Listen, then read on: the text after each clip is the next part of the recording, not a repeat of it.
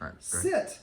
This is Blackjack. Blackjack is a very excitable dog, and she actually has had some issues at daycare where she gets too excited and actually gets into fights with some female dogs. And so one of the things I'd like, and this video is for the guardian, but also hopefully for the daycare people to watch. And so right now she's doing something I don't like. She's claiming, when a dog jumps up on you, that's a way of claiming you. So if I pet her and I say, yes, I belong to you. So I'm just disengaging. She gets down, I tell her to do something else, sit, and then I can pet her for sitting.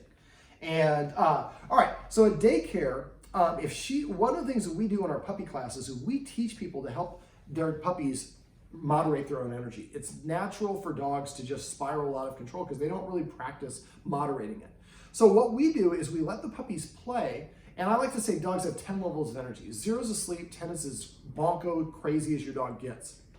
Whenever it gets to level 5 energy, we give the puppy a timeout, whether it's aggressive or not. If it's aggressive, it might happen sooner. But every time they pass the midway point of their energy spectrum, they get an automatic timeout. Now, people who work at dog daycares typically know this, but a lot of people don't know if there's a fight, they reach in between the dogs to try to break them up. I had one client have this finger get bit off by her own dog breaking up a dog fight.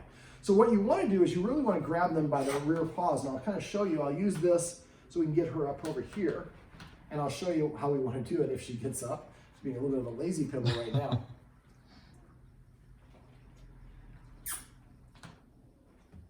So when you grab, this is how we grab, and we pull the dog away.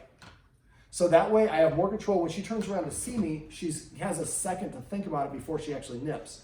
Now, we don't want to let it get to the point where it is aggressive. If that's the case, we waited too long. Most dog fights happen because dogs get too intense. One of the dogs gives a warning signal, the other dog's too excited, they don't see it, and then the other dog gets, and then the fight actually erupts. Sit. So what I'd like to have the daycare do, if you can, and for you, also if you're at a dog park, or you're anywhere playing, if there's another buddy dog that she's playing around with and she's having a great time, every time the energy level gets to too intense, or if the other dog signals it wants to be done, it tries moving away and she won't let her. It starts baring its teeth, which is not aggression. It's saying, I'm done. I don't want to do this anymore. Or air bites and snaps it, another way of saying, I'm done. And some dogs don't listen, like, but we're playing. Let's keep on playing. Have a good time. The dog's saying, I'm done. So that would be a time where I'd also intercede. And again, I put my hands here and here, and I pull the dog away.